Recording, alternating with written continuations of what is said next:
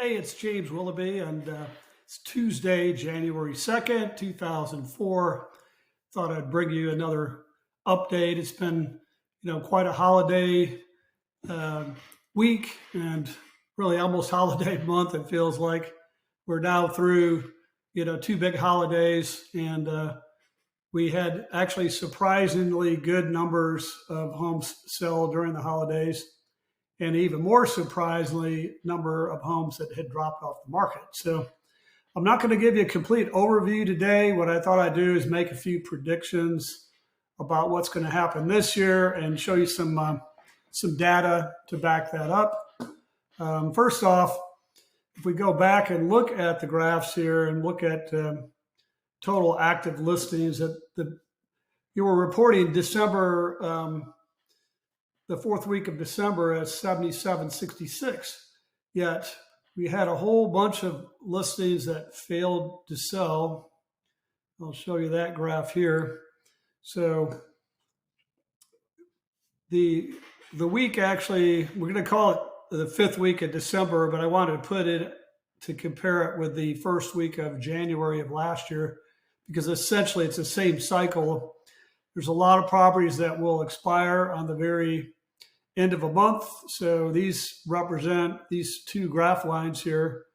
This 2023 is 585 homes that failed to sell and were pulled off the market that last week of December in last year. And then this year, new year, 683. So that's why I wanted to show you that, because what we're seeing here is, well, the last reported data we had graphically, we're starting a new 2024 graph was 7766. But if I go into the computer and I look at the exact same data, which is going to be the 5-county area, including single family, condominium, townhome, we're now at 7532. So what does that mean? Well, it means that we're lower than we were at the end of last year. And I think that we're going to gobble up some inventory this week, because, there's probably very few homes going on the market this week, but several that are going to go away this week, because we have the resolutioners coming out that said they're going to buy a home in 2024, right? So we see a lot of activity in January, which is good, because with almost 700 listings going away, 10% of the market decided to call it quits.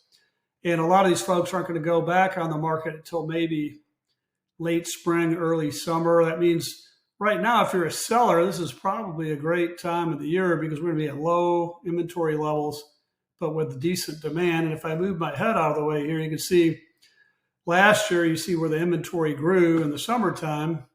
So by the time people were in the market or on the market for what they thought was prime time, we were up at almost close to 9,500, almost 10,000 listings here. Whereas this year, well, there's our data point. It did show up. We're at 75, 79 versus 73, 78. So not much difference, right? So our best part of the year last year, and pretty much every year, it's going to be from January to really about May, because that's, you can see in here in May the inventory picks up. And yes, we do have more buyers at that time, but the inventory picks up faster than the amount of buyers. So here's our first data point on the graph in terms of active listings. There's last year. So we're very similar, like within a couple of hundred properties of each other. So really, the beginning of 2023 was actually pretty decent. Nothing like 2022, because that was a price spike and unprecedented increase in the amount of activity, which was slowed down, obviously, by the amount of interest rates going up. So let's jump into interest rates real quick and talk about that. So, been looking at this graph. This is from Fannie Mae. You'll see this reported all over the place. It comes out every Thursday. So last Thursday, December 28th, rates dropped once again. They didn't drop substantially, obviously, but it went from 6.67 to 6.61.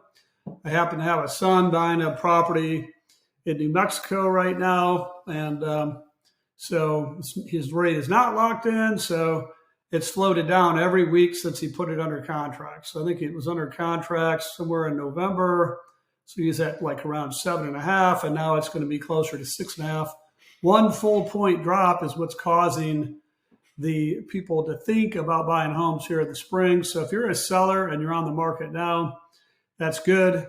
Next week, we'll report a true first week of the month statistics to tell you what actually happened for the month, the first week of the month. And that'll give us kind of an indicator, the first glimmer of what's going to happen for the rest of the year. But with interest rates dropping, inventory dropping, and buyers, through the holidays, I think that January, February, March, and into April, hopefully all of April and maybe into May are going to be the best times to sell. So if you're a seller right now, that's great. If you're thinking about waiting until summer, I would caution you on that, and I'd probably move my plans up.